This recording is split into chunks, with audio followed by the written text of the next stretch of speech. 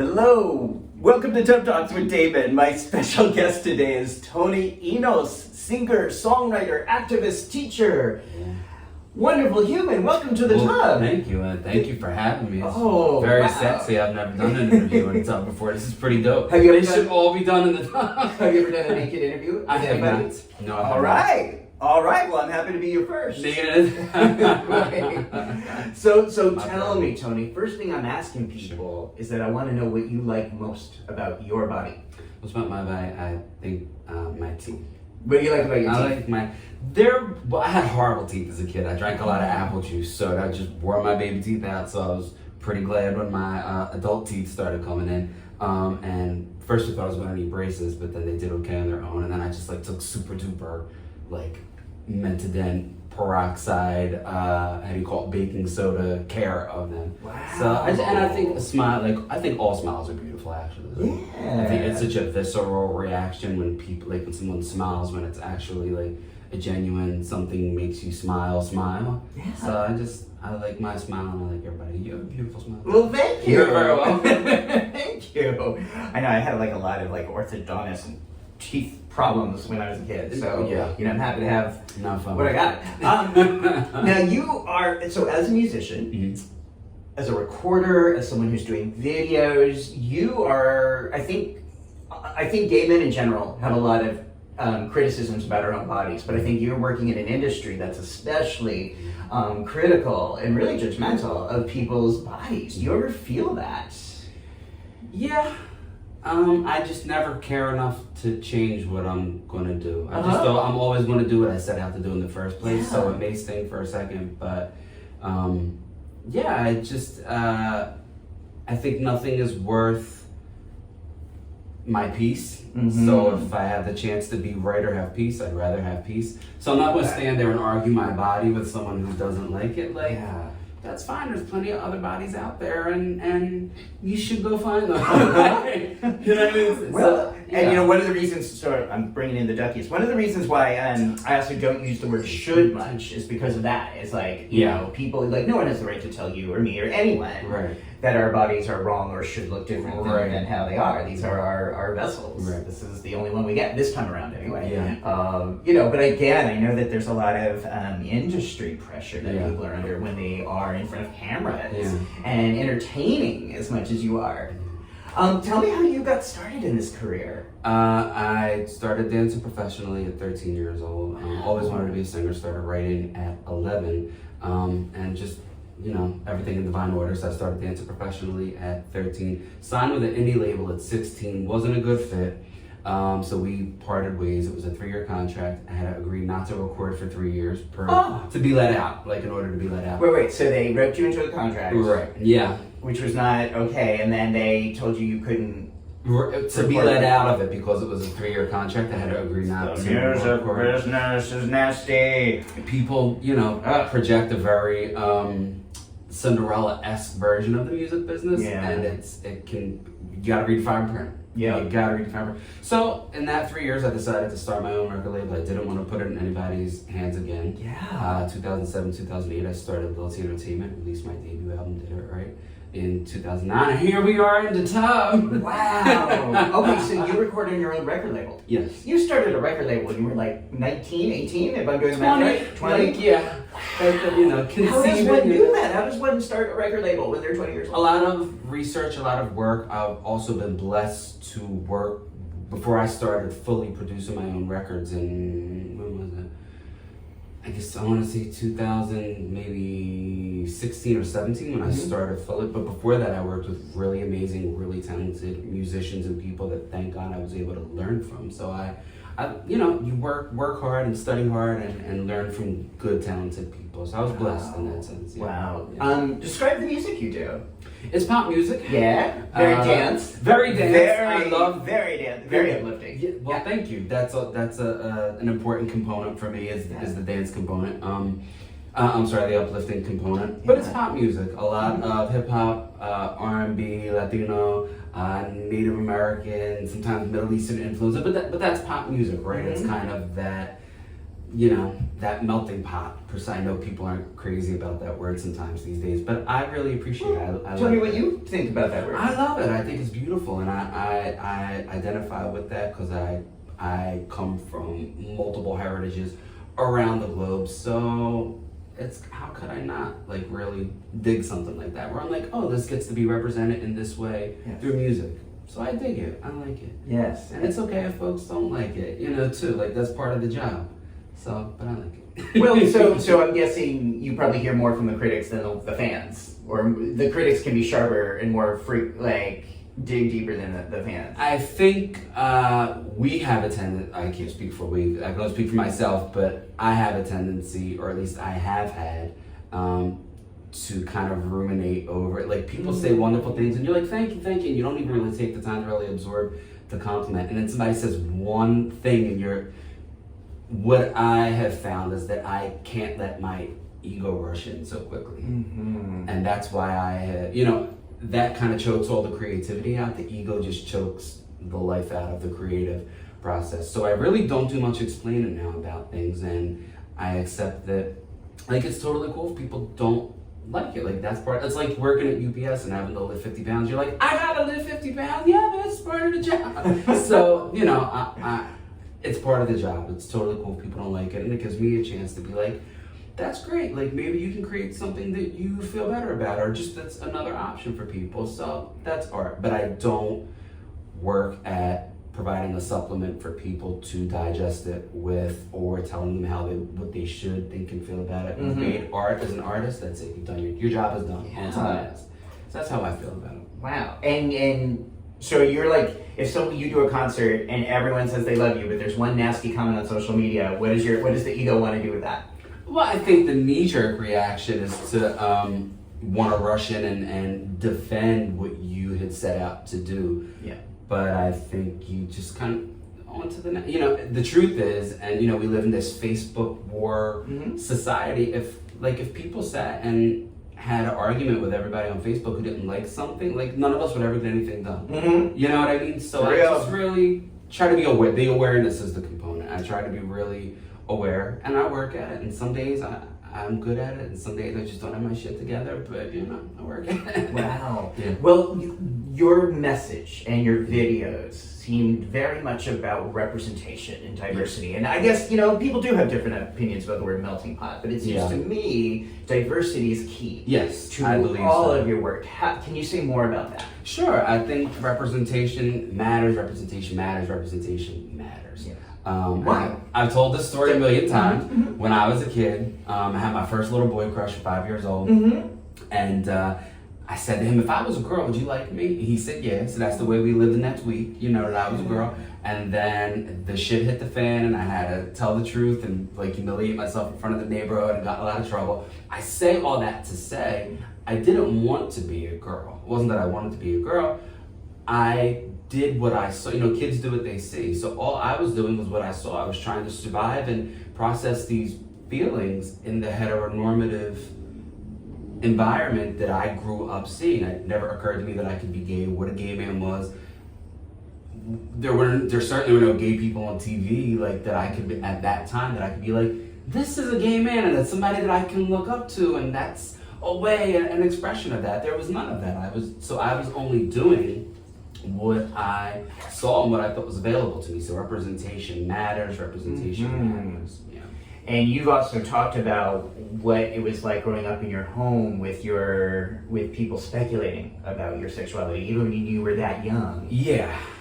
Well, I mean, when a 3-year-old gets on the coffee table wrapped in a blanket and imitates Diana Ross, it's the nail in the coffin. This is it. Diana Ross. I haven't shared this towel. Yes, I'm so here for it. Yeah.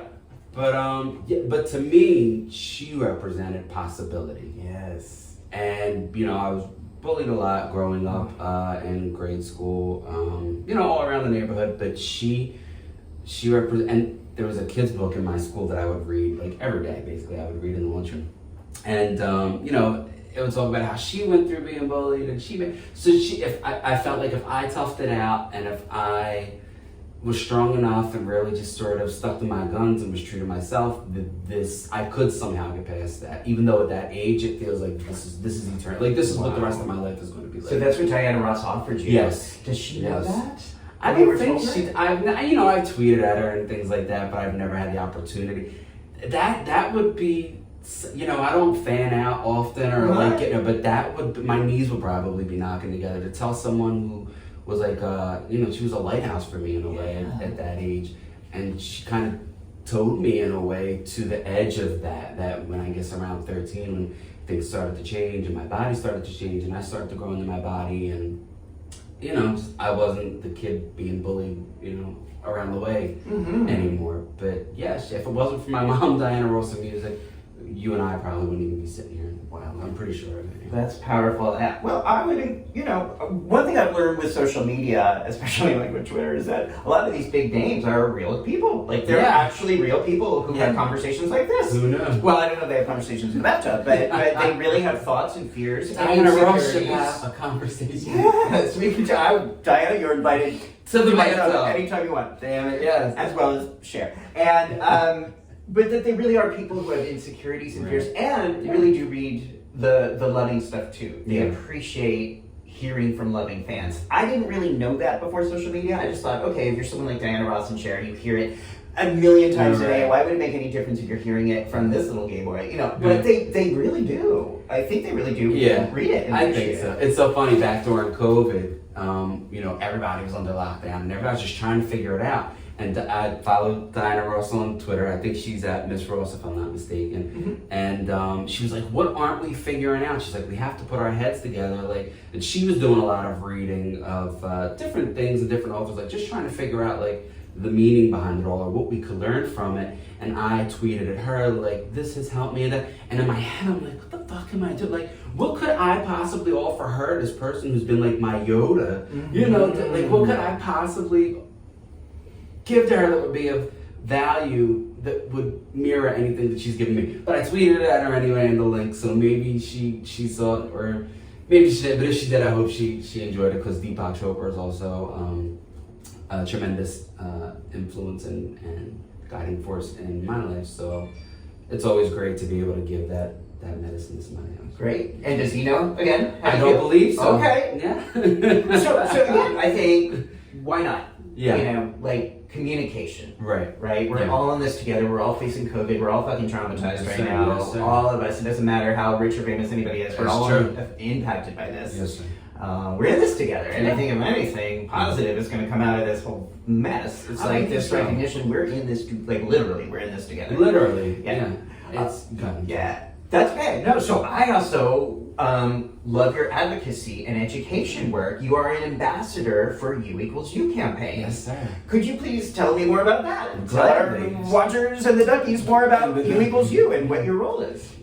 So U=U is a campaign to basically liberate folks with information. And the information is people who are living with HIV, who take their medicine regimen regularly and maintain an undetectable viral load, which basically means when they do your blood labs and they go to measure how much virus is in your blood, they can't detect, modern science can't detect that there is any virus in the blood. So you are undetectable, at which point you are untransmittable. So you cannot transmit HIV when you are undetectable and when you maintain an undetectable viral load. To say that now in 2020 versus I prayed as a kid, literally every night, please God, don't let me get HIV. I prayed every night because we were kind of the fear generation. They just made us afraid of everything, and that was the tactic. But it's amazing to now sit here and be able to say that U=U. So the campaign is with Prevention Access campaign, and it's just an amazing, liberating, uplifting campaign to share the word of U=U. It's wonderful. And I think you said this already, but the experience for you to be out and open about all this has been how has that been for you? Liberating. Yeah. It has been liberating. And secrets keep you sick. I always say that. And to shoulder that, and it's so funny because HIV isn't something you could look and say this person is HIV positive. So it's a lot of just sort of shit that we carry around in our own head, people. And again, I shouldn't say, like, I can only speak for myself, but that I had carried around in my head, and just letting go of it and not having to shoulder it, and then to be able to be accessible to other people when they are scared or have questions or are shouldering it. Like, it's just been a tremendous, tremendous blessing. Yeah. Yes. All good things. Has there been any negative consequences of being out and open about living with HIV? I don't know that I would call them negative. There's always AIDS-phobic people. I think you're always going to experience that attitude from people who don't have the information, unfortunately. And I think who also are afraid that they would be guilty by association if they did have the information. Yeah. You know what I mean? Like, you don't want to touch it with a 10-foot pole because you don't want to. It's like, see no evil, hear no evil, and people feel like if they're associated with, sometimes I've experienced that, where people feel like if they're associated with a person with HIV, people are going to think they have HIV. So there's that, but again, it's not the good far outweighs the negative per se. Yeah. And to be of service is wonderful. I mean, I think, in my opinion, very brave, and I say that because I think service and sharing information and making our world a better place is something you want to do, but it's not easy. And I think people don't always realize that when you're going out into the world as an entertainer, as an educator, talking about these issues, being open about being gay, there's a vulnerability to that. And, that is a generous thing for you to be doing, but I don't think, I think sometimes people don't realize that. Well, thank you for saying that. And you also, I've seen some of your amazing interviews and talking about your 2 books, which is great. That's an amazing accomplishment. Thank you. This man has 2 amazing books. Eventually will be 3. Come on, there eventually will be 3. So the 3rd one's going to be about aging in the gay community. Really? Yeah. That's fantastic. That's amazing. That's wonderful. Yeah. Representation. But it is that service, like for me, talking about HIV prevention and knowing, like, kind of having our community built around this idea of, like you said, we were the feared generation. Yes. My earliest sexual memories were being attracted to men. At the same time, Rock Hudson was being exploited by the media when he was dying of AIDS. It was a very, very cruel process. Yeah. But in my brain, that locked. Like, if you were gay, if you have sex, you're going to end up like him. Right. And as you said, we were told to be afraid of everything. Yeah. And back then, HIV and AIDS really was often fatal. So now we have this opportunity to have U equals U, and PrEP, and these conversations naked in a bathtub, so that we can celebrate, I think, how far we've come, but also say, let's do this as a community. Right. I think to be able to, again, you're offering these tools, and I think what we're, you're a counselor and therapist. I had 13 years in public health, trauma-informed care, and so to be able to offer these tools, if people are going to change, they need tools. And when you look at our community and the LGBTQ2S community, a lot of times we have sex and alcohol and drugs. Like, that's what has been made available, and I don't think it's a mistake. I think it's very smart marketing, and to be able to offer tools for healing and self-reconciliation and to be, self-inventory, and it's a tremendous blessing to be able to offer that. And so thank you for your generosity. Thank you. Yeah. And again, yes, so harm reduction and the work you're doing, the service you're doing, not just publicly, but I know that you do a lot of work helping people, or sometimes delivering that kind of news when someone's newly testing positive for HIV. You're the one who sometimes gives that information. Which again, I mean, that is extremely vulnerable moment in one's life. But I have a feeling that you being the one to do that makes that, if there's a way to make it easier, I think coming from you. Well, thank you for that. I haven't done testing in probably about 4 years. I think was the last time I did testing. But I mean, you do whatever you can to. I mean, there's no way to be ready for that. Nobody's ever ready for that diagnosis, and I think on the other side, nobody's ever ready to give it either. To give that diagnosis, I think you just do. It's not And I'll tell myself it's not about you. Like, be there for them. But I mean, it doesn't. Usually, I just go home. I would go home for the day after that. That first positive, like after that, I just want to go home. It would take a lot. It was horrible. Yeah. The very first one, they were 16 years old, and I think they went into shock. I mean, as to be expected, and this was about 10 years ago. Yeah. You know, so yeah, I was like, I want to go home. You know, and I didn't go home to my house. I went home to my mother's house. Yeah. And boo-hooed at the table. My mom was like, you gotta get it together. You're supposed to be there for that, man. But we're humans. It is. It's a very it's a human experience, and it's for all intents and purposes difficult. I think it's difficult no matter how long you've done the work for, which is good, right? It means you still care. It means we care. Yeah. It means we're human. I think it means you're compassionate, and it means that you are now part of that person's life. Yeah. And you know, again, I think people remember that moment. Yeah. I know in therapy, people always remember that moment.